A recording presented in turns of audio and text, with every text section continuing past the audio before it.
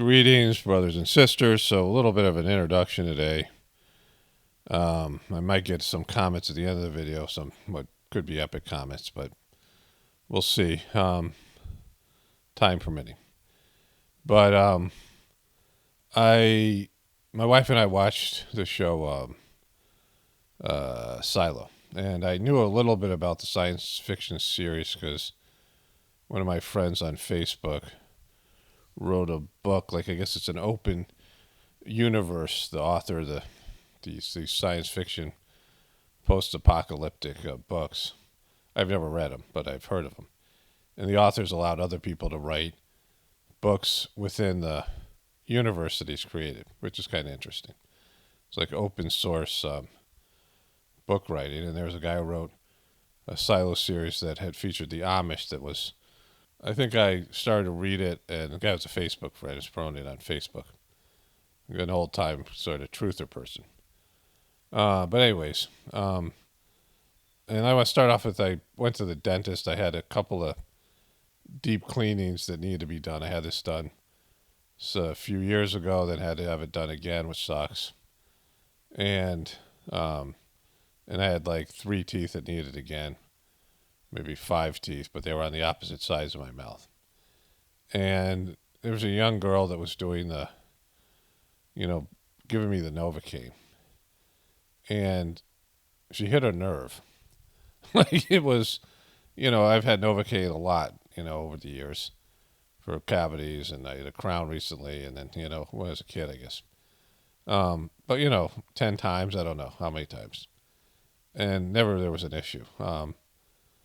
But she hit this nerve, and it was like a pulse, like electrical pulse went through my mouth. Like I said something, like I normally wouldn't. I was like, ow, like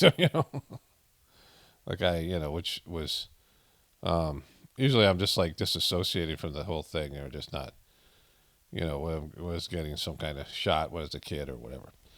I just would look away, and I wouldn't, whatever little pain it was going to be, I was able to just, absorb it and not really think about it. And it wasn't something I was dreading or, like thinking about just being some horrible thing. It's just something I had to do.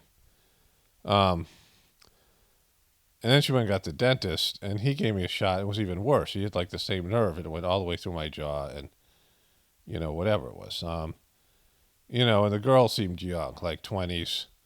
She's got a mask on, but her eyes looked a little bit like ditzy, kind of, which I was like not psyched about. And they've been wanting to give me as many x-rays as they can, like x-ray the crap out of me, which I've always been, fighting them off about, right? And just to say here, I've talked about this in the past, that I went to a dentist that my sister worked for, and she basically, without saying it out, saying it with that our original dentist was a scumbag. She said it without saying that. She said, don't get any unnecessary cavities filled, like imaginary cavities. She didn't say that, but she, that's what she was implying. And I was a 20-year-old kid. Like, this is, years and years ago. And so I didn't really kind of understand it till later when I saw the smoking tooth video where, people have mercury in their mouth.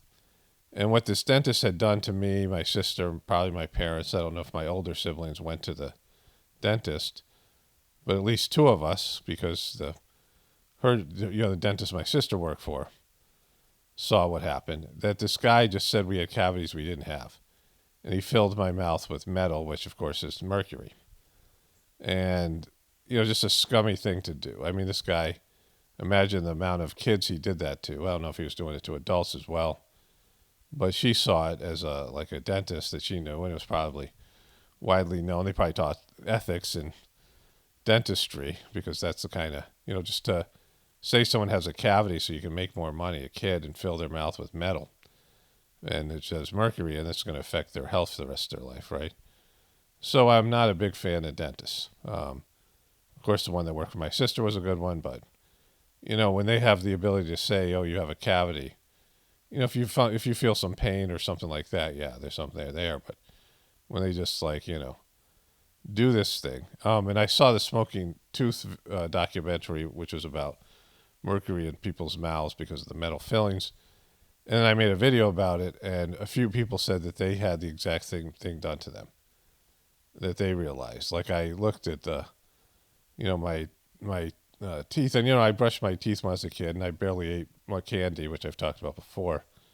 There's no way I had that many cavities, right? And this dentist, kind of confirmed it for me. And so I'm very suspicious about all these. It's a for-profit medicine, right? That they want to make their, whatever it is. And so, and now with the X-ray happy sort of place. But they, so the dentist came in and he gave me a shot, and he hit the nerve, same thing. And the woman, I said something to her. The girl was, doing the work in the first place. Is like, well, that was weird. And she goes, yeah, you got a zinger. They call it a zinger because that happens apparently once in a while, where they hit the nerve, and it's such a, in a way, I guess they're trying to get the nerve. I don't know. And the dentist came in.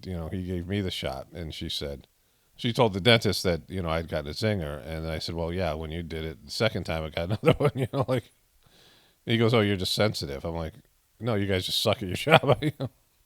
And then he told me, well, we just don't want to hit an artery because then you end up going to the hospital.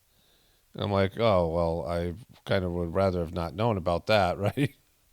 And that, I guess is a good thing. But, I avoid going to the allopathic doctor at all costs, unless I have to get antibiotics or whatever it is. I mean, I had COVID 3 times, and, I dealt with it on my own, and, whatever.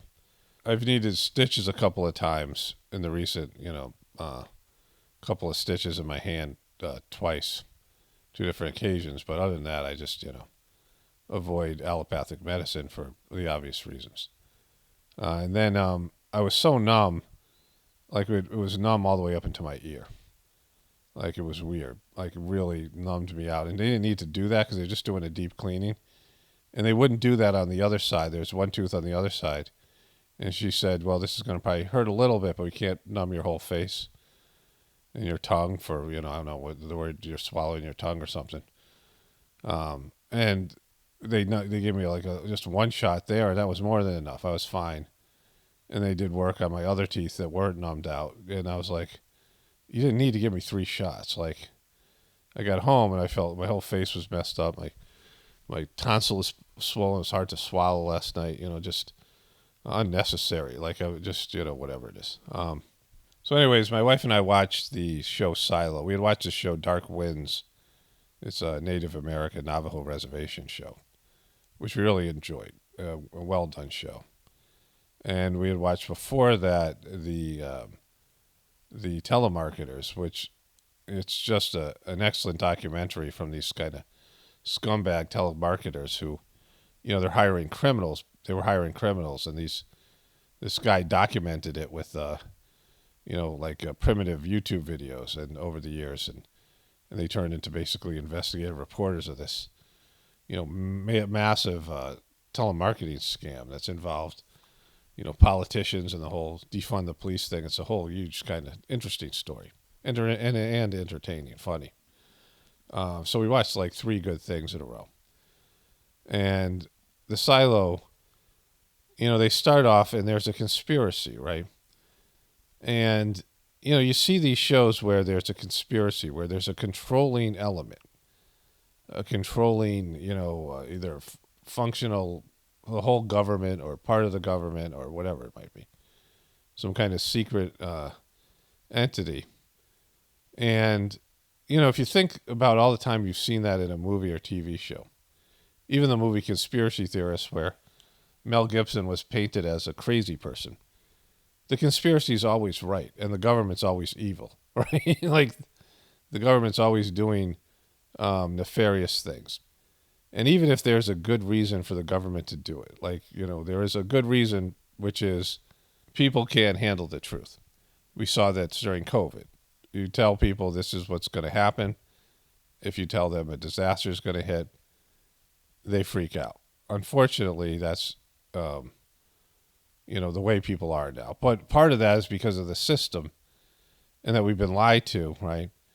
And, when you find out the truth, and you realize you can't trust the powers that be, then you're going to tend to panic when something bad happens because you don't have trust in the authority. And you can see that by calling people conspiracy theorists, crazy conspiracy theorists, when pretty much all these plot lines have a conspiracy in one way or another in it. And the conspiracy is always there, and people don't believe you. They're ostracized. I mean, this happens all the time. People don't, want to believe what the character, the main character in the movie or TV show believes. There's pushback, and it's the person's ostracized, and it happens over and over again. And they're the protagonist. So the protagonist is a conspiracy theorist in most TV shows and movies, and I've covered this so much in my past videos. And the Silo is a great example of this, one of the best in terms of its, it's just really well done. It's an Apple TV thing, and most of their things are so woke and so sucky. They try to put woke stuff in there. There was, I don't think, one woke thing about it. I don't know if they changed the characters to make a woman the protagonist in the show, which, maybe was there. Maybe a little hint of feminism. But other than that, nothing, right? Nothing like you see in the normal TV shows and movies, which I want to get to in a separate short video, talk about that. Because I was watching a horrible thing on Netflix. I forget what it's called. I have to think about that again. And then just other things I've seen where, there should be some way of indicating the amount of woke stuff in a TV show or movie. But anyways, let's get into it here, then I'll come back to the comments at the end. Pelosi blasts House GOP over bogus Biden impeachment. It's Inside with Jen Psaki. Congratulations on your new time slot. Thank you. It's a wonderful show. And come over anytime. No, my pleasure. They've promoted Jen Psaki to a better time slot, right? I don't know if it's still on the weekends or she's got a regular weekday. To do so, thanks. I want to start, Speaker Pelosi, you have been in Congress for more than 3 decades, two of those decades in leadership. Yeah. Have you ever seen the House this dysfunctional? Well, it's pretty dysfunctional, but all three of the... It was much better when we used to, it was much better when we used to loot the stock market when we had insider trading, and I was we were impeaching Trump every 2 weeks. Shutdowns we have had have been under Republican speakers. And the last one, the longest and biggest in history, was under Republican Speaker and President Trump, who said, I take ownership of the shutdown. Mm-hmm. And now he's encouraging this. So they don't have anywhere to put their feet. There's small women on tall chairs, and their feet are just dangling here. You really can't see it with this thing, but it's just a weird setup. Republican Congress to shut down government. It costs the economies tens of billions of dollars. It says to our men and women in uniform who are in the military or in federal law enforcement, you're not going to get paid. It says that's what it says to them. 7 million women and children in our country who depend on food assistance.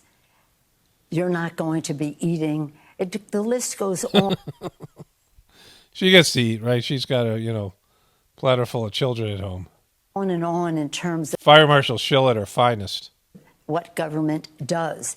And again, this is nothing new to them. However, right now, with all that is going on, all the challenges that our country faces, it is particularly irresponsible. It's like a game. You have been through many of these before, as you said, under Republican leadership. All under Republican speakers, yes. Do you think, there's 5... She's moving her feet back and forth. Just a weird setup.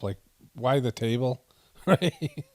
Days left. Do you think there's a scenario where Speaker McCarthy can avoid a shutdown? Well, I hope so, because of all the bad things that are out there and what they say and do, a shutdown is a very bad thing for the country. They made an agreement when we had the discussion with the president. They had an agreement about lifting the debt ceiling. They came to terms on a budget number, and that was an agreement. Mm-hmm.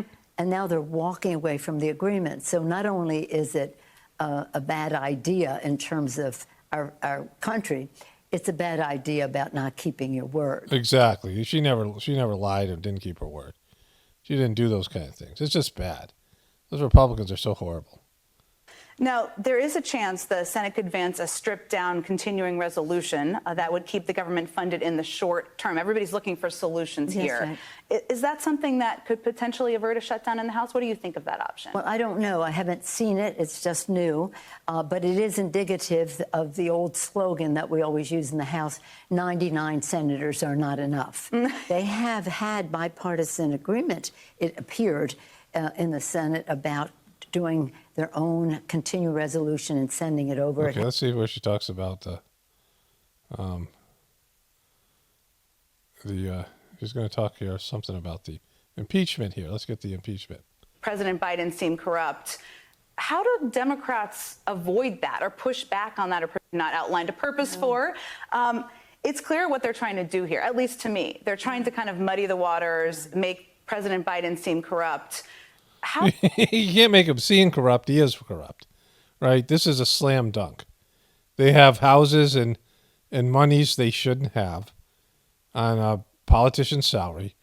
His family got jobs they don't deserve. His crackhead son got jobs with foreign companies that he never had any experience with.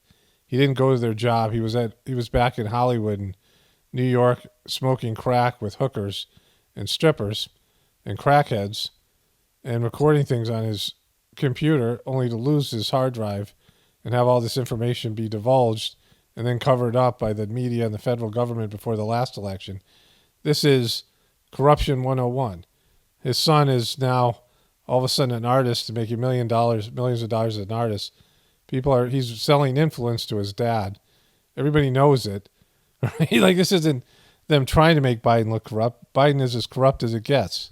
How do Democrats avoid that or push back on that or prevent that from being an issue? Well, the fact is they have no goods. You know, they've been for months and months and months trying to make some kind of a charge. I don't think they'll ever bring it to the floor. They won't have the votes. Mm-hmm. They're members in districts that President Biden won.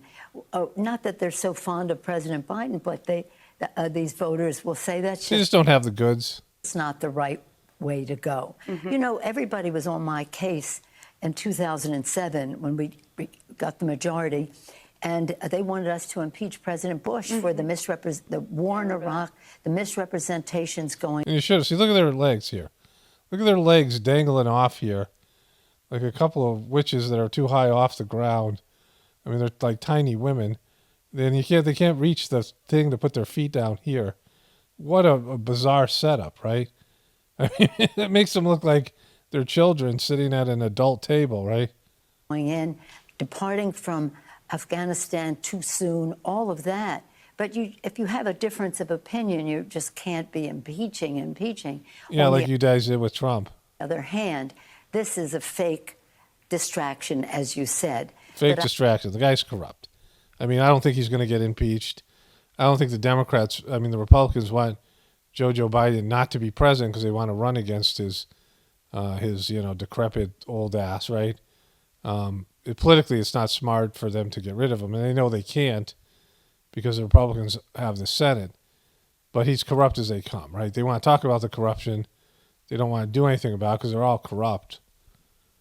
They don't even have the courage to bring it to the floor. I don't think the Speaker has to worry about that. I mean, you've been the Speaker before. Looking at all of the events of this week, what do you think the history books will say about Kevin McCarthy's role as Speaker? Well, it remains to be seen.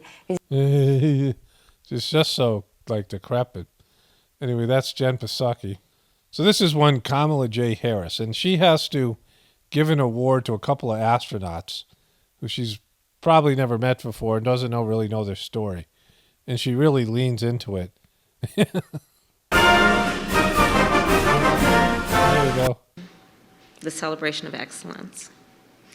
So today, for the first time in nearly 17 years, whoa, we award the highest civilian honor that our nation can bestow upon our astronauts, the Congressional Space Medal of Honor. The Congressional Space Medal of Honor. Now, she's presiding over this because it's not important enough for Jojo Magoo or somebody that people respect to come out here and do this. So she's given these jobs where nobody watches her and that she's not out in front of everybody. I mean, she's been hidden away.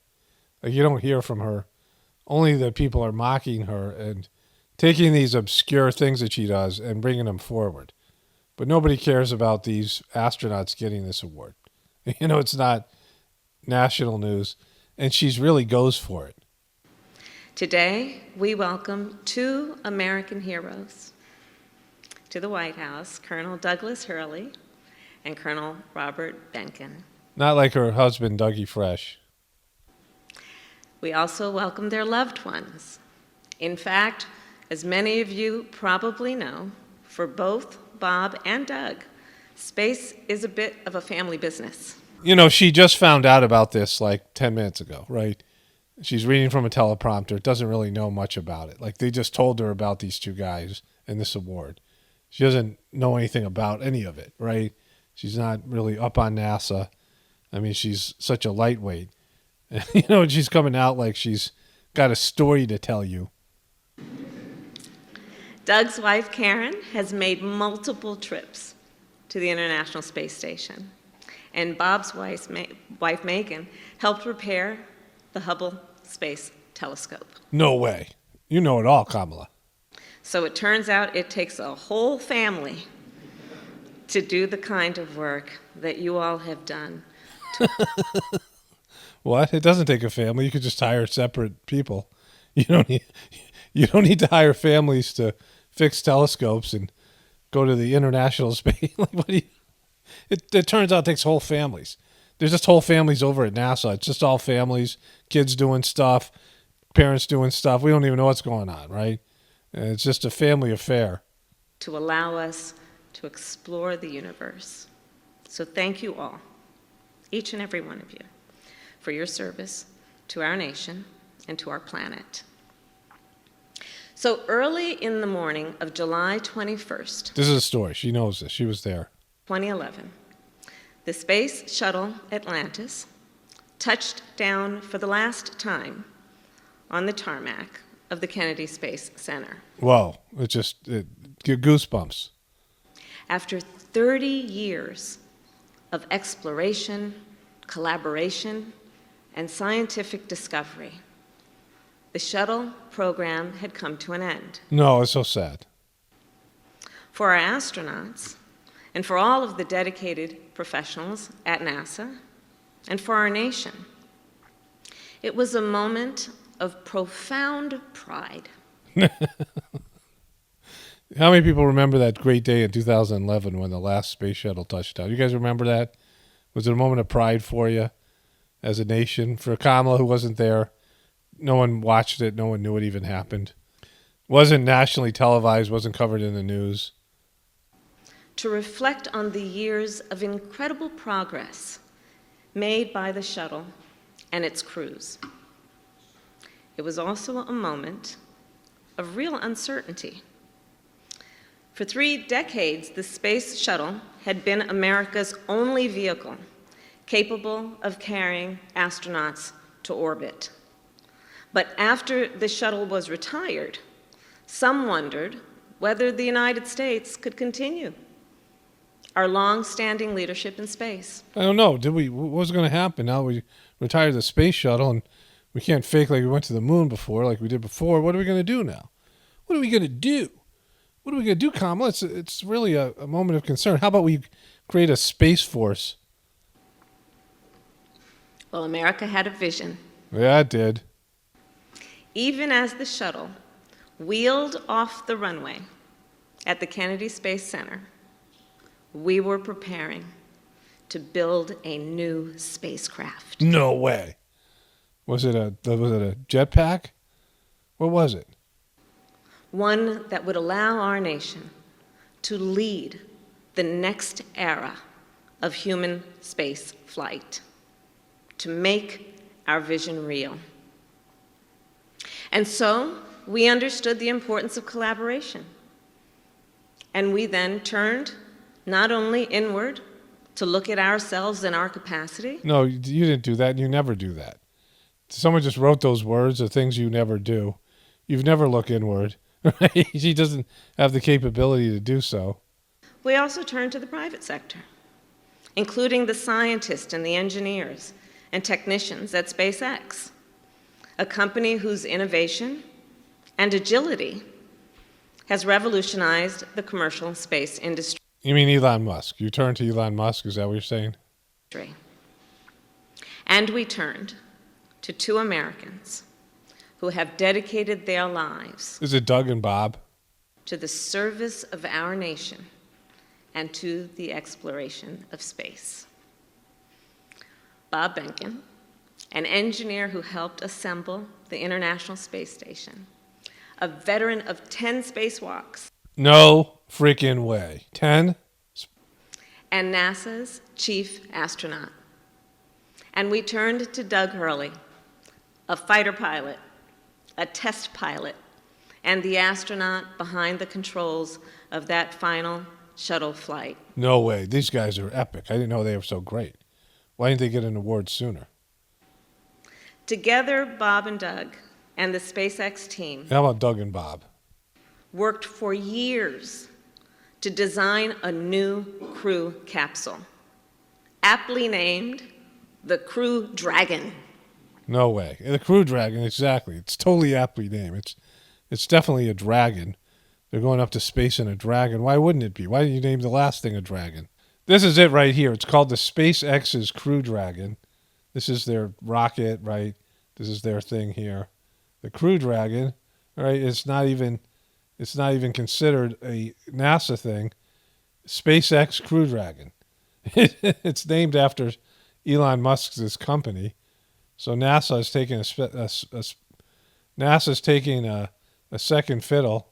Here's the inside of it, right? Here it is splashing down. Here it comes down. There's the Crew Dragon. Looks like a little teddy bear or something there. And it splashes down. Here it is. Trying to get it out of the ocean. And there they're pulling it up. It's glowing. And there it is. There's the guys inside. Like this is what they're celebrating. Part of the capsule, from flight controls and emergency procedures to computer displays and cockpit layout, all of that shaped by Bob and Doug's decades of know-how. And Elon Musk and his team, because it's named after them, and they're the ones who are responsible for it. Once the capsule was built, Bob and Doug spent hundreds of hours testing thousands of flight scenarios. They understood the stakes of their work. You know, this is like a kid who gets somebody to write their homework assignment and they present it and they really go for it, but they don't know what they're talking about. Right? It's like they're reading for something and, they threw together a bunch of quotes or their mom and dad did the assignment for them and they're just sitting there and reading it. They have no idea what the words that they're saying, right? For our nation, for our world, and importantly, for the astronauts who would one day entrust their lives to the Dragon capsule. They're going into the belly of the beast, the dragon, and flying out into space. What could go wrong? Last week, of course, our nation was reminded of the magnitude of that responsibility. On Thursday, we observed NASA's Day of Remembrance. We honored the members of the NASA family who gave their lives for our nation. Yeah, no one was aware of that.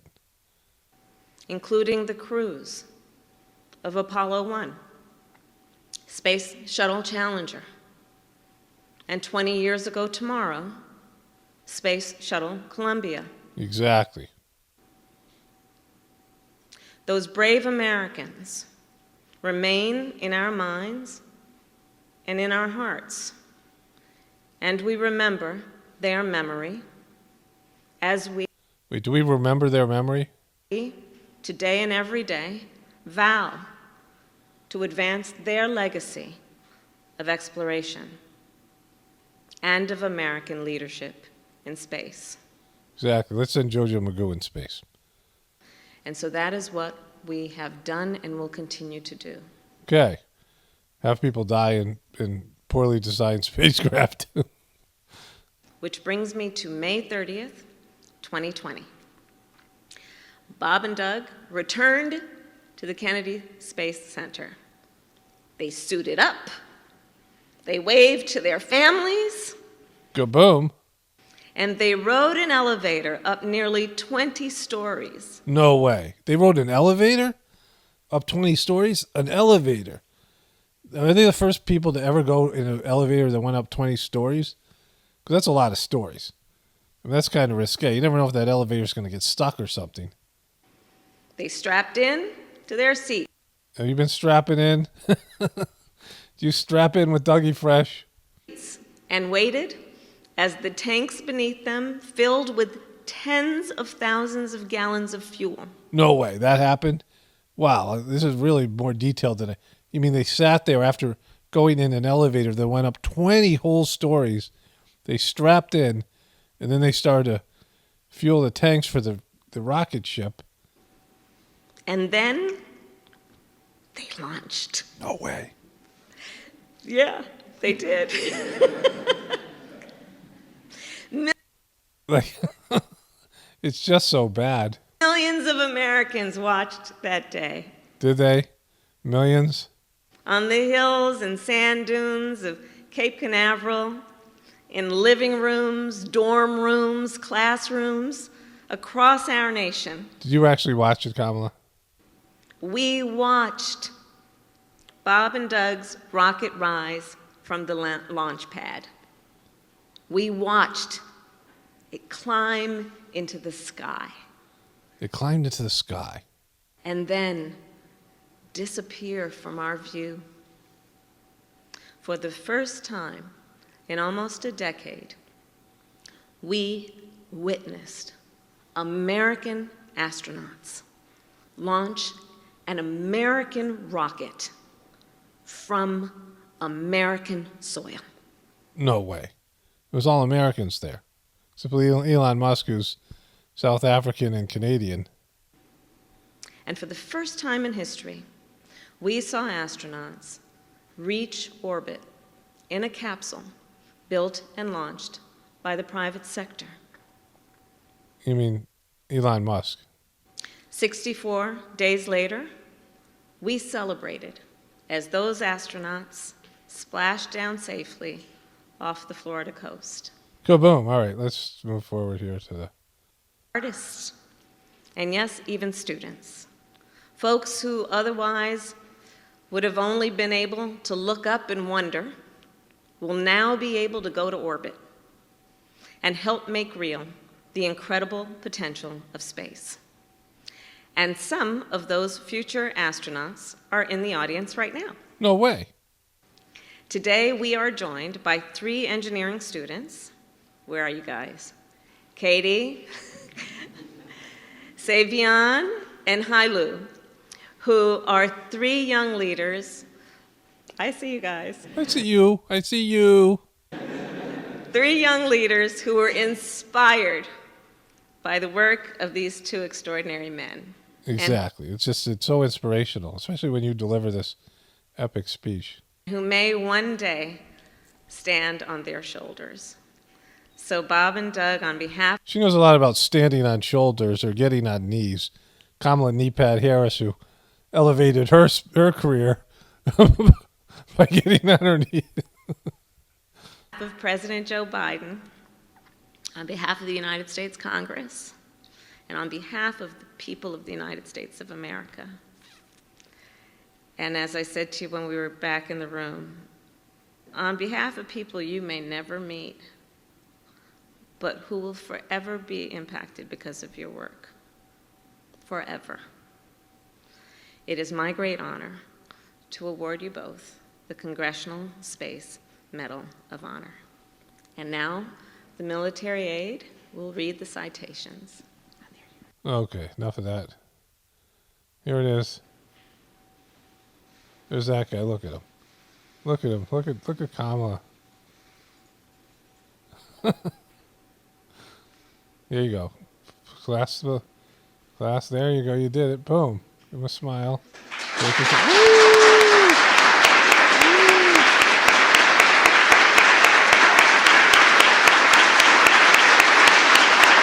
Our nation as flight test engineer. This guy here. Got it. All right, good. You did already. You can do it again. It's not like going up a 20-story elevator. You can do it. Get on. You got it. There you go. Yes. She nailed it. Boom. Give a big smile. Now the dismount. Show your dismount. Look. Big smile. Do your fake smile and handshake. There she goes. Pat on the back. Here you go. You applaud too, Kamala. You do it. You got it. You nailed it. That was incredible. What a performance. There they all are together. Bob and Doug and Kamala. So this is how they hide Kamala away. Like Kamala is put out on all these things that nobody cares about. And in the past, they used the vice president to create gaffes. This is what Jojo Magoo did for Obama. To look foolish, Dan Quayle, to look stupid, and make the president look good. The Ed McMahon, the lesser than, right? And to make the president look presidential. And oftentimes vice presidents aren't picked to be president. Vice presidents don't become president. Like it's not a natural stepping stone. Because of this, right? They get defined as being dopes. But with Kamala, they're in this situation where Jojo Magoo might die any moment. Or be just, he just will be unfunctioning. He can't function as a president because of his mental breakdown, dementia. And they're stuck with her. They don't have a field of candidates that, there's just nothing there for them. There's no progression. There's no, heir apparent in the Democratic Party. And they got Kamala. So they're hiding her away like they did with Jojo Magoo. But she's just so bad at everything. And this whole performance she just did, it's just so bad. And she's like unlikable and unelectable. Well, speaking of rocket scientists. And a member opposed. Each will control 5 minutes. The chair recognizes the gentlewoman from Colorado. This one, she's from Colorado. Thank you, Madam Chair. This amendment, it decreases the salary of the Deputy Undersecretary of the Food and Nutrition Services. And Madam Chair, I would like to reserve for the time being. Gentlewoman reserves. Does any member seek opposition? For what purpose does the gentleman from Georgia seek recognition? In opposition. The gentleman is recognized. I rise in strong opposition to this amendment. The amendment targets a dedicated leader in nutrition for apparently doing her job as the law required. With all of the challenges that we face in feeding our nation, we should not obstruct the agency charged with carrying out our nutrition policies. Okay, so Caesar's not into it. This guy's opposition as well. Gentleman's recognized. Thank you very much. Madam Chair, look, the Thrifty Food Plan, this is the political appointee who decided that the SNAP benefits weren't high enough, that they devised a new food plan that was used as a vehicle to just increase the SNAP benefits. Okay, so he's for what Boebert's saying here. Gentleman yields back. The chair recognizes the gentlelady from Colorado. Thank you, Madam Chair. I rise today to offer my amendment that utilizes the Holman Rule to reduce the salary of Deputy Undersecretary of the Food and Nutrition Services of the Department of Agriculture, Stacy Dean, to $1. Boom. You're only paying her $1? Is that per year or per day? As the Deputy Undersecretary for Food, Nutrition, and Consumer Services at USDA. Lauren Boebert,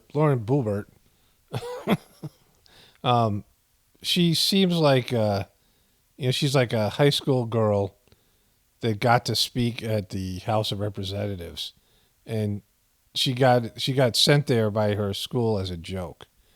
Like everybody hated her, and they did this to like as a joke that she sent her up here. And she's all proud of her being sent by her high school, but she's like clueless that she's the butt of the joke.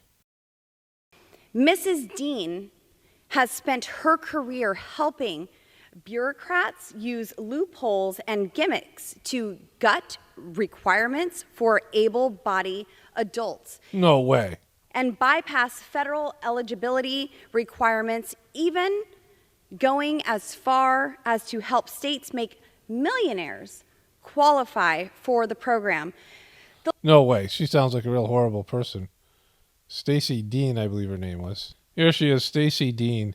I mean, I think she's at least worth $2. I think she's undercutting it. If she makes at least $2, I mean, why not $2? I am so inspired by today's National Nutrition Security and Healthcare Summit. We just heard amazing ways that healthcare organizations, whether it's hospitals, healthcare plans. Oh, she's got to make at least $2. I mean, just 2, maybe 3. Come on, Boebert. Like you're getting out of hand with the $1. I mean, you're gonna cut her salary. You can at least give her a couple of bucks. I mean, she's got to buy a new whole wardrobe and everything. The Daily Fail. When she was growing up, everybody laughed when Amy Schumer said she wanted to be a comedian. Nobody is laughing now. The sad dumpling, Amy Schumer. Hunter Biden sues Rudy Giuliani, says laptop exposure violated digital privacy. So here's a clown, and this is what's great about Hunter Biden, because he sued people for using his images and doing different things on his laptop, right? But first he didn't claim it was his laptop. He tried to just dodge that question, him and Jojo Magoo. They pretended it wasn't his laptop. They finally admit ownership to the laptop, and now he's suing everybody for using a laptop that he forgot to claim was handed over to the FBI and become something of public, where it was, right? And that's Hunter Biden. Biden fumbles acronym during Pacific Islands Forum speech. Strong growth begins with a strong infrastructure. So today I'm pleased to announce we're working with Congress to invest $40 billion in our Pacific Islands Infrastructure Initiative. We call it the PI anyway. It doesn't matter what we call it, but that's what it is. Pacific Islands Infrastructure. So it should be PII, Pacific Islands Infrastructure. To invest $40 billion in our Pacific Islands Infrastructure Initiative. So there's 3 I's, PIII. We call it the PI anyway. It doesn't matter what we call it, but that's what it is. PIII. You didn't want to say that. I was going to get back to acronym. Wait, watch this here. Watch her go here. It doesn't matter what we call it, but that's what it is. I was going to get back to acronyms. She's mocking him. She's mocking him over here. Including investments in digital connectivity through the Partnership for Global. The woman over here is mocking him for being a dope. So that happened. Biden using physical therapy, tennis shoes, and shorter stairs to dodge falls, report says. And so they already think he's too old. And, New York Post is covering this quite regularly, all the times he trips over stuff, the sandbags. And so they're now, they're doing this here. And then the very next day, Biden nearly tumbles while exiting Air Force One just hours after his plans to avoid falls were revealed. And so here he comes down. And again, they've made shorter stairs here. Like it's, it's not that long of a walk. He's got a rail. On the rail, shouldn't be waving. There's no reason to wave. Let's mute this thing. He comes down and boom, there he goes. Now, it doesn't look like a bad slip there. Watch. And he catches himself, but just a little bit more, and he would have been, he could be in the hospital, broken hip. All of it, right? It's a chore just him getting up and down the stairs. And these people mocked him before, mocked Trump, when Trump walked down the ramp real slow, remember? And now they got this guy who's just, he's not going to make it. Like, what are they going to do? And they got Kamala as a complete joke. A bad look. shocking Bob Menendez scandal casts a shadow over the Democrats in 2024. I was watching the news, and they were talking about how they were voting for Senate reform, right, corruption, anti-corruption legislation, and he voted against it. And he said, we need to investigate this more, right? Clearly, he didn't want the laws passed that he was already violating. But the best part of it was the MSNBC person or CNN person said, we now know that the reason he didn't vote for it is because he was breaking the rules. But, of course, he didn't vote for it. They didn't pass it for that reason, because they're all breaking the rules, and he's breaking them a little bit worse than everybody else. You know, I've wanted to move on from this whole thing with the big parasite, right? I wasn't psyched to do the video in the first place. It's had benefit for me, and, you know, it came from my connection with the divine. And I've explained that in the videos themselves. And there's no feud for me. This isn't about a feud. This isn't about some sort of, this guy hurt my feelings, so I'm trying to get back at him, whatever kind of thing is. And, I hurt his feelings, he's trying to get back at me. Like, this isn't an ego thing for me at all. Other than, like, some of these comment things or, whatever. I mean, just the ego's always involved at some level, but, I don't care. Like, I don't care what happens over there to those people, and, I just don't want them associated with my channel in any way. I don't want them watching my videos. I don't want them, whatever it is. Like his, he's been linked to me, but I've never had any, anything like any desire to have any kind of relationship, positive or negative, with him and, that group. I haven't been triggered or emotionally involved. It's just been kind of a drag for me. There was a relief in the beginning and, I guess throughout, realizing the whole cord cutting. Some good things came out of it, I think, in the video content and, other people.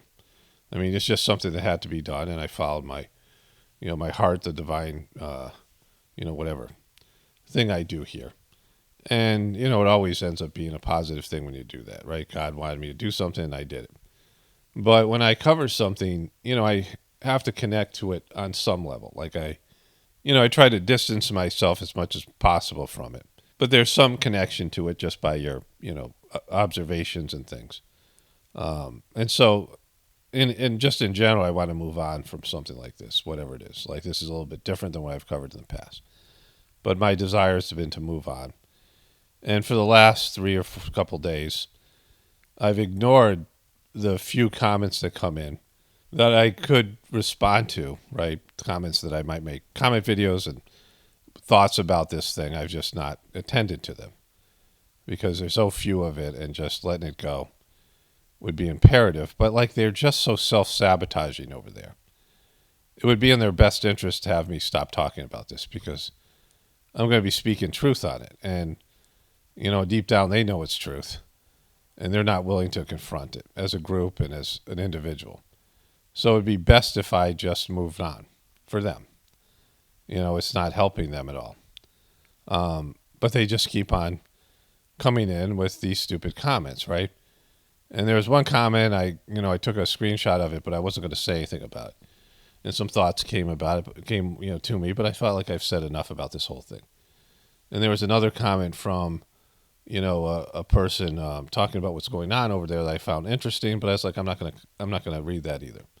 But I took a screenshot in case, something came up later, and something did, because someone wrote an epically stupid comment, which now brings this back up, right? It's just like self-sabotaging and just, not thinking your way through things.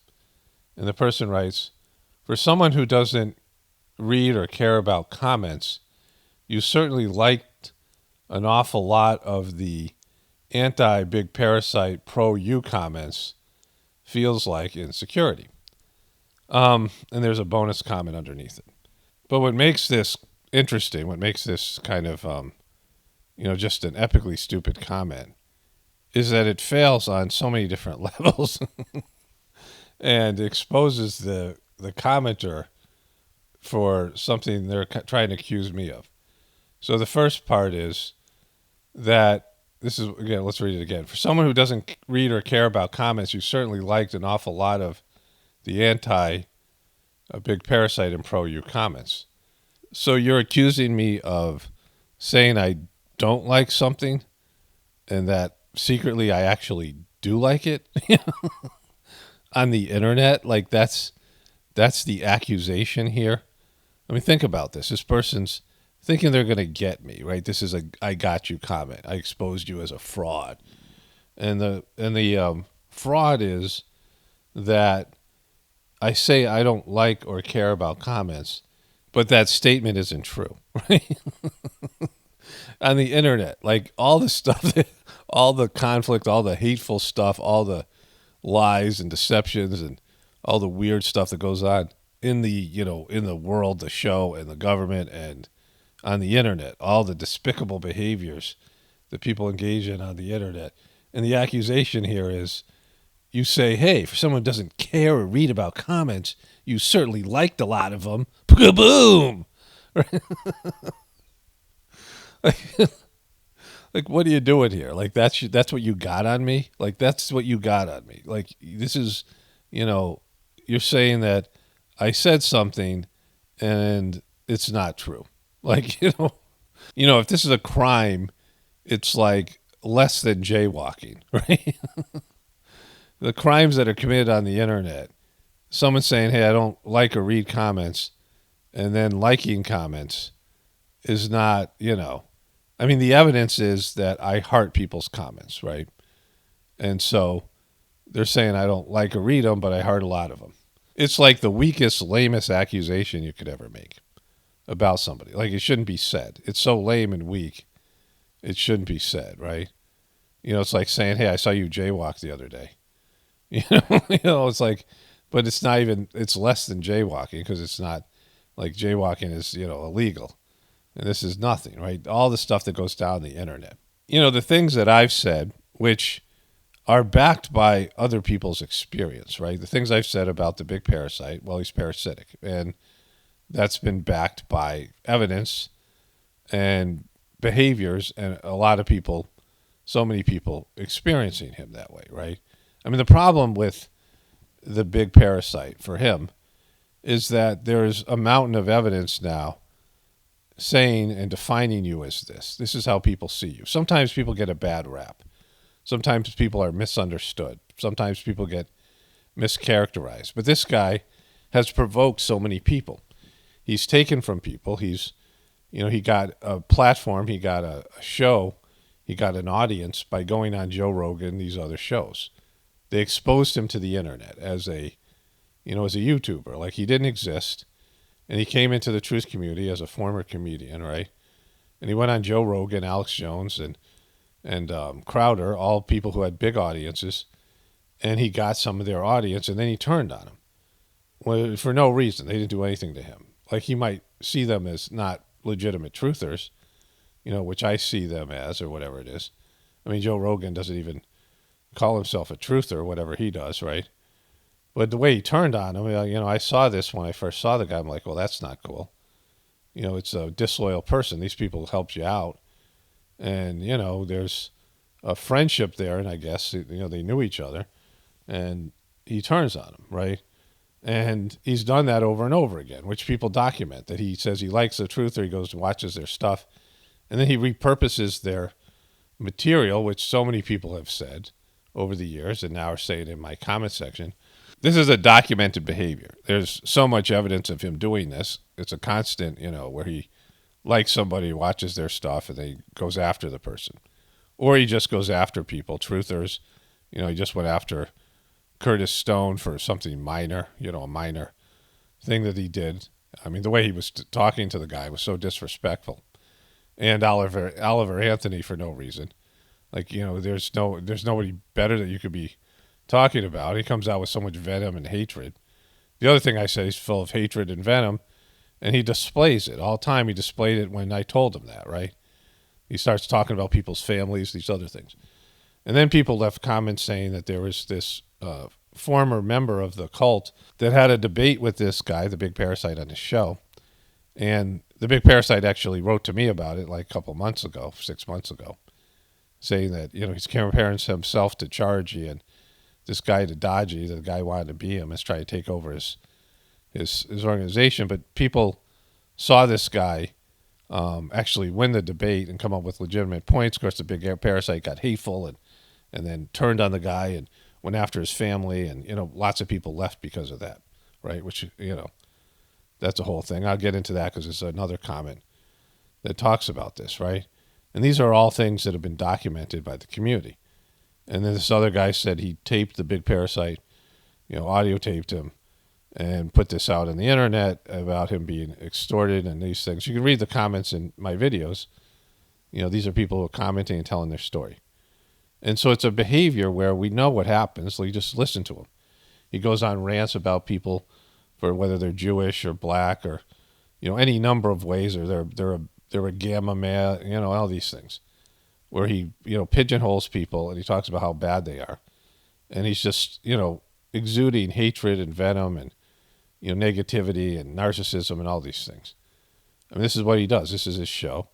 And it's hurt the truth community. All the, stuff, the flat earth stuff, all these things that he's pushed out there has hurt the truth community because it's, it's the kind of person that the media wants to characterize us all, as crazy conspiracy theorists that are racist and anti-Semitic. Like that's the profile they're trying to create, and he's giving them that profile.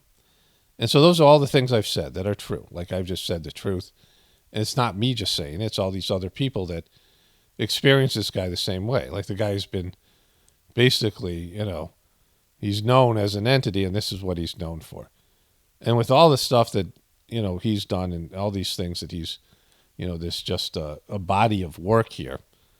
And this guy accuses me. One of his followers accuses me of saying I don't read or like comments and that not being true, right? I mean, think about like the mental like incompetence here.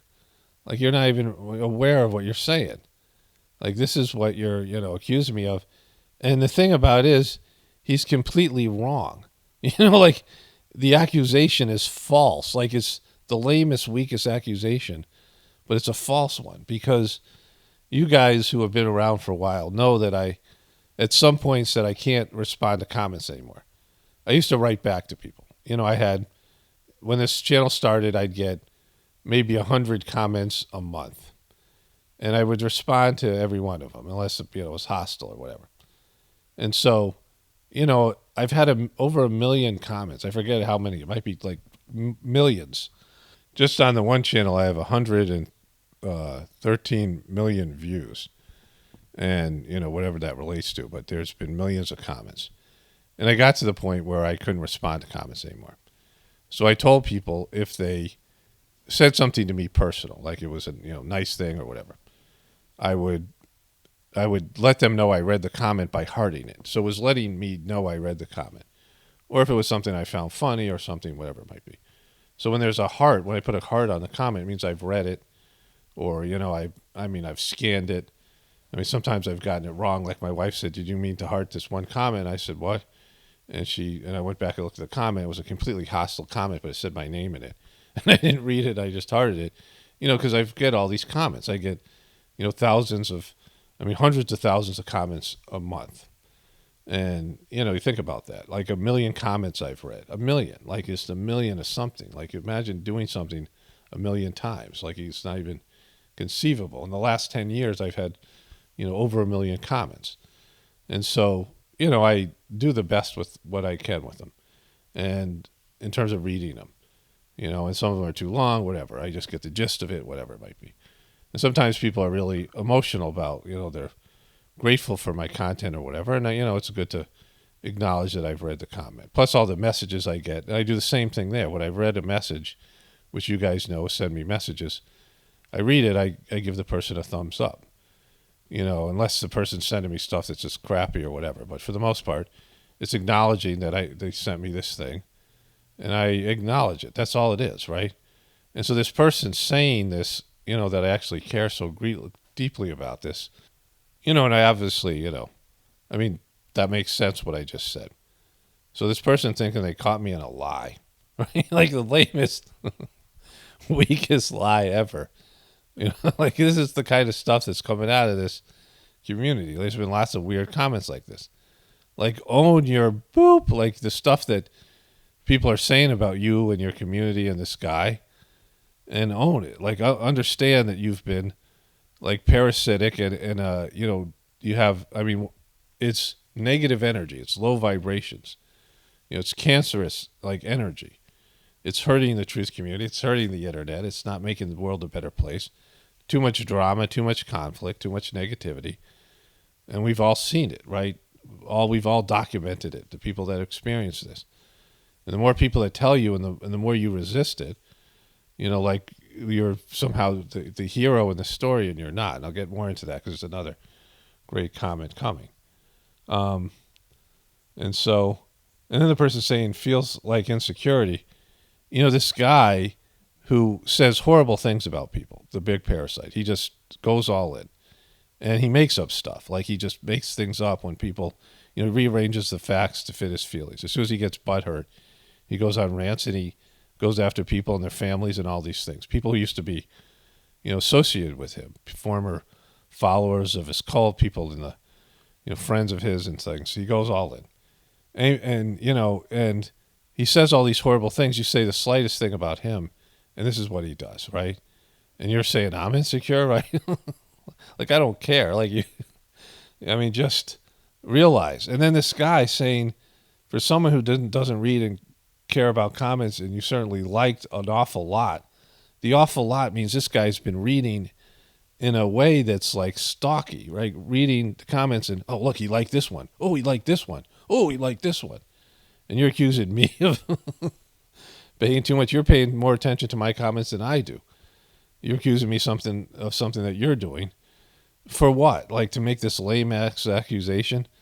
But below it, like, I didn't realize I had, when I did the screenshot, there was another comment, which I just banned the person for the same reason I banned him the first time. So he must have commented on my other channel, then commented here or something. I don't know. Or maybe he got a new, he's got another YouTube thing, which is, he's a flat earther. And so, this guy writes in cap letters, total caps, it does not surprise me my comment about the Nikon Coolpix P1000 was deleted by the owner of this channel. And this is when I banned him. But I somehow, and I wasn't going to make this include this in this thing, but it's a great one. This is to deal with flat earthers. This guy left a flat earth comment, you know, and I banned him. And now he's saying that I'm trying to censor him, right? And then this is a weird sentence that, you know, it doesn't make sense, but it kind of does when you read the rest of it. Jesus Christ, something they say, Jesus Christ, something to say about people who speak half-truth, and this is a quote from Jesus.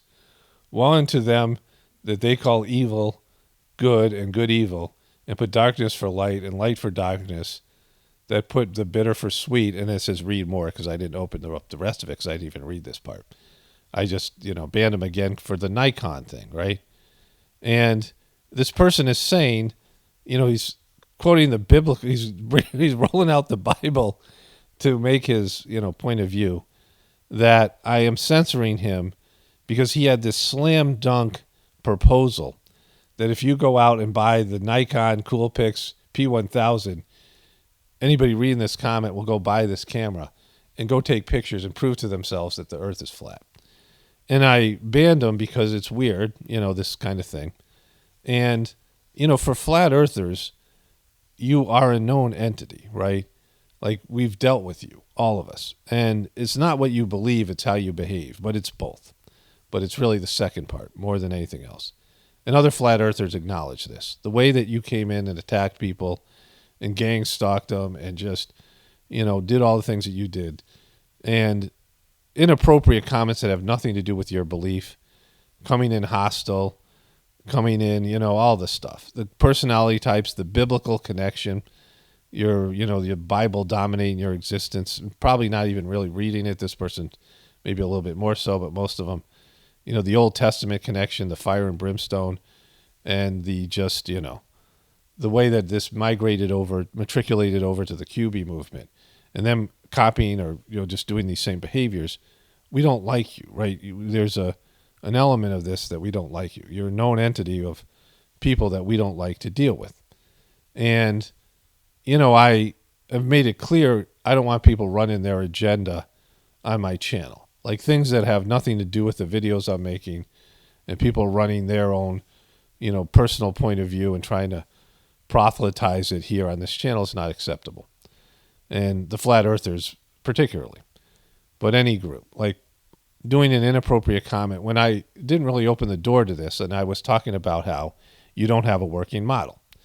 And you come in like it's a slam dunk, but your model sucks. In fact, it's, it fails. The planets spinning around, the sun and moon spinning around an unknown celestial object. That's how it was described to me. And there hasn't been anybody who can say it any different way, right? The model does not work. It doesn't account for time zones and so many other things that we can see through observational research. And so your point of view is not welcome here. It's not a conspiracy. I'm not trying to keep you down. I'm not, part of some, club of people who want to keep flat earthers from telling everybody the truth. We're all, you're a known entity, and it's not a good, what you're known for is not good. We don't like you, right? And I don't talk about it here because I don't want them showing up and doing what they do, like this kind of thing. I mean, you roll this this thing out when you start saying stuff like the P1000, the Nikon Coolpix P1000, that's an auto ban because, when you get 1 million comments and you realize a lot of people are just wasting your time with their crap, you start banning people. I mean, I did a long time ago because when you write things like that, I don't want you here. I don't want a relationship with you. I don't want you to hear further comments from you. I'm not interested in your opinion. If we were having a conversation, I would walk away. I would politely, I got to do this thing. I'm like, this P1000, the P1000, this idea, there's some camera out there that can prove the earth is flat. And I'm talking about right now, and it's, people aren't going to rush out and buy one, and they're not going to change their opinion of you, right? I was thinking about this because I was going to start making this comment video last night, but my voice is just, for the dentist thing. But, there's a time where my family and I, and, we were broke, and we'd gone out for a family outing, and it was like November, in Virginia, the mountains of Virginia, and it was just getting wintry and cold, and it was like a gray day, and I was tired, and I had to go home and make dinner. And my family was in this, we had this big van that my ex had, got into an accident. Was in India because she wasn't able to drive, and she was reckless, and she had bent the frame. It was hard to drive, a 16-passenger van, and, it was just a depressing time, right? But we went out for a family hike or something, but got cold, and we were coming back home, and the car breaks down in a really bad place on a road, like on a hill. And I'm like, I don't know what to do. Like, and I had $30 in my pocket, and just whatever. We didn't have enough money to fix it. It was just a bummer. This guy comes by in a truck, and he was a retired mechanic, and he had a bunch of tools in there. And he diagnoses the problem, and he calls to the auto store and makes sure they have the part in there. He drives me to the auto store where I purchased the part. And then we're going to put it in, and he doesn't have the tool. He flags down a guy with a tool truck that he knows, and the guy lends us a tool to get the part out and put the new part in. And I drive by the guy's house on the way home and return the tool. And this guy was a Jehovah's Witness, and they do stuff like this all the time. Now, I'm not going to become a Jehovah's Witness, and I don't know that much about and don't agree with their take on spirituality and these things. But because of this person, I have a positive association with the Jehovah's Witnesses, right? You guys understand that. They do this stuff. They help people out. And the guy was great, just a nice guy, patient, and I felt like he was doing God's work. Like he saved me and my family in a really desperate situation. It was one of those kind of, mild crises. And, just this guy was like an angel. And they do things like this for people. And, some of the people join their thing or whatever. But it's a good thing that they do. Like it's, it's doing service. And, and sometimes people do this and they're not associated with a group, but they might be you might think of them in terms of their race or their, religion or their whatever it is, right? And you have a positive association with whatever that person is as a person. And the flat earthers are the exact opposite of that, right? All of us agree. The movement died. It's been defined. It's not going anywhere. And like, there's things you just don't talk about anymore. I've talked about this. There's subjects I don't talk about. The big event in 2001. For one, they can, you get a community guideline strike for it or demonetize your videos. But I could talk about the big event in 2001 all day, right? It's the sort of watershed moment for me. It's what caused me to so-called wake up. And all of us that woke up to that issue years ago, it's something that has not been dealt with, and it comes back up every year, the anniversary, how big it was, how important it was. And I don't talk about it anymore because, I can't, and no one cares about it. Like, new people care about the pizza thing or the, whatever's going on now, the stuff to do with the boop, right? This is where people are at. People are, thinking about things that are happening right now. And so I've moved on. Like, you realize you won some, you lost some, and then it's just a dead issue. And you lost this battle. The flat earth thing has died, and you've been defined as a group. And this is what I'm talking about. There's no conspiracy against you. There's no, they're using it. They want you to talk about it. They're using it to beat the truth community with, right? Oh, you're one of those flat earthers. So like, this is, there's no conspiracy to suppress your worldview. Like, it just isn't there, because the controllers want people to engage in this. It distracts from the bigger problems, and, it's like laughable, right? So this is what I'm talking about, right? Like, and just, it's not helpful, and it's not welcome here. And, no one's out to get you. So I went to eat breakfast, and there was I started off at sports, but there was a commercial, like ESPN, then I went to CNN, and they were talking about looting happening in Philadelphia, right, which I'll cover tomorrow on my other channel. And then I went to MSNBC, and they were talking about how the people volunteering has diminished significantly in America. So there's less people willing to serve, volunteer, and then there's less people, and then there's more people looting, right?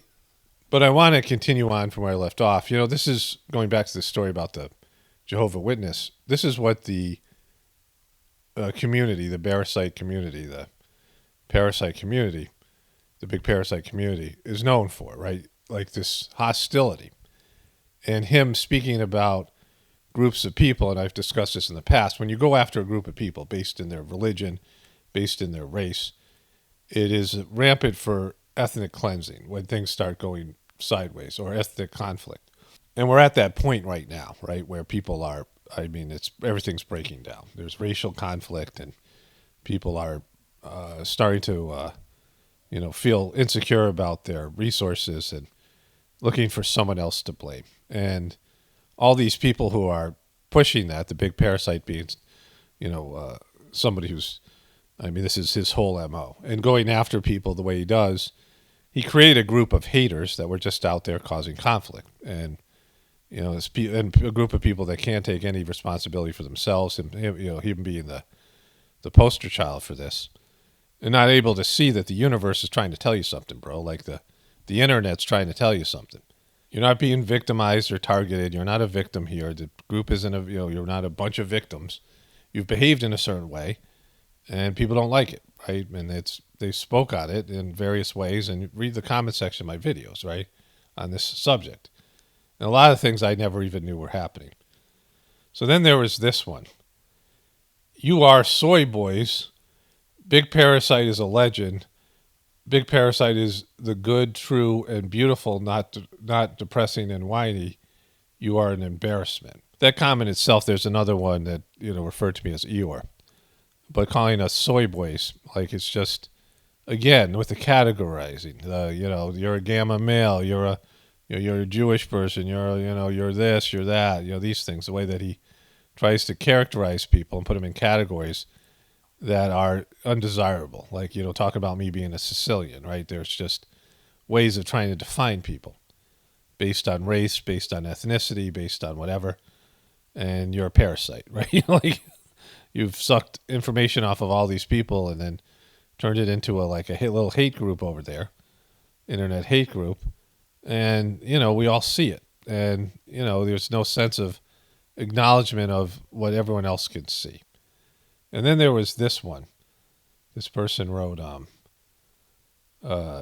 Big Parasite has removed all comment sections from his videos since this has been going on. It is personally hurtful to see him go for personal attacks at someone who took 5 hours to reach out and offer genuine help and advice. Well, I wasn't reaching out to help and do those things.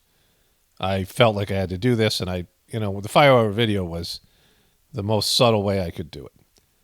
That's how I approached it. I felt I was ordered to do something I didn't want to do, and I didn't want to take something on. I knew the guy wasn't going to change. I mean, come on.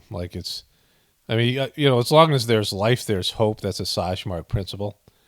But, the guy is not able to take the slightest bit of criticism, and I didn't know, a fraction of what I know now, the way he's dealt with people like this in the past.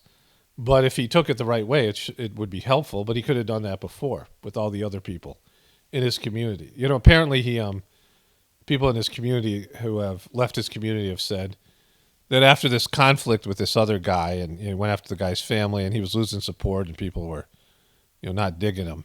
He said he was going to be more family friendly. He was going to get rid of some of the vulgarity and the stuff that he does, and the potty mouth stuff he does, and all this stuff. The obsession with talking about dicks, all these things. I assume, the person just said, whatever they said, but I assume that's what it all meant. It wasn't going to be as hostile. And then the whole thing happened with Curtis Stone and, the stuff with Anthony Oliver, and then now with me. It was something that he pledged to change. He said to me himself that, I had taught him that he didn't have to be like the way he is and still create a show, which gets at the root of this whole thing. But this person writing to me, and again, I was going to ignore this, but I thought it was kind of interesting. I at least thought it was interesting for me to know. If he's turned off his comments, he's not allowing the people to comment, then he's getting rolled on his own privatized channel, right? I guess the guy created his own platform thing over there. I'm not sure about it, but he has his own paywall, which he said. Everything's behind a paywall. So everyone who's commenting is paying him to comment. They're all, they're paying him to be able to watch his content. And so if he's shutting down the comments, that means his own followers are not digging what he's saying, because of the way he talked about me over the years, and many of them are viewers here as well. And he has trolls. He's created such hatred and such, enemies. He's got trolls that are willing to pay to watch his stuff and then go talk about it or to comment, and he's not wanting to ban them because he loses income, right? And he's probably got more trolls over there than fans. I don't know what his view count is or how much money he's making or whatever, but he seems like he's got so many haters who are willing to pay to hate on him, right? And, that's of his, they are whatever they are. I'm not a fan of that kind of behavior, but he's created that, right? This has happened to Corey Feldman. Corey Feldman realized that he was making money for YouTube and Facebook and things. And so he created his own platform. He had some computer guys create his own little Corey world there. It was right on the time where he was trying to raise money for his bogus documentary, which was a joke. And it was supposed to have this big reveal, and it didn't. The reveal was Charlie Sheen had abused Corey Haim, which, that's possible that's true, but nobody really knows. And it was, nothing to do with him. It was hearsay. And Corey Haim had yelled at Corey Feldman for hanging out with his abuser after he had told him about it. So Corey Feldman, who abused Corey Haim, hung out with his abuser when Corey Haim and him were friends, right? And Corey Haim was pissed about it. And so that whole thing. So he had this platform he created, and he got so many trolls and people making fun of him on the platform, and people were paying to do it. They were paying to get direct access to him and rag on him on the platform. He had to close the thing down, right? And that's what's happening to the big parasite here. He's having to close the comment section. I'm getting these, maybe 5, 10 comments per video, and they're lame. They're nothing. They're not, just ban the person, whatever. The person comes back, they're just ban them again. There's just nothing there. And they don't the stuff they're going after me about is just stupid stuff. It's not even it's nothing. And even if it wasn't, it would just be, whatever. It's lies and things saying them. I'm a shill for Big Pharma. No one believes that, right? Like, there's nothing over here. But on his own channel, it's imploding where he's got to turn off the comments. And I don't know if that's true. This is what this person said, right? And there's just this self-sabotage, self-hating aspect to this thing. It's like crumbling. When you start a group based in hatred for others and a lack of personal responsibility, this is how it ends up, right? You have to, you want to base things in God and love, and then you're still going to suck, right? But when you base it in hate, it's already, if you base it in love, then it progresses to hate, But if you start off with love, at least it's, there's some point where you're connected to God and, these things. I mean, what's happened with the heartfulness, which I've documented here, right? But if you started with hate and hostility and thievery and, all this stuff, negativity and blaming everyone else and all these things, and that's how your group is formed, it can only get worse. It's not going to get better.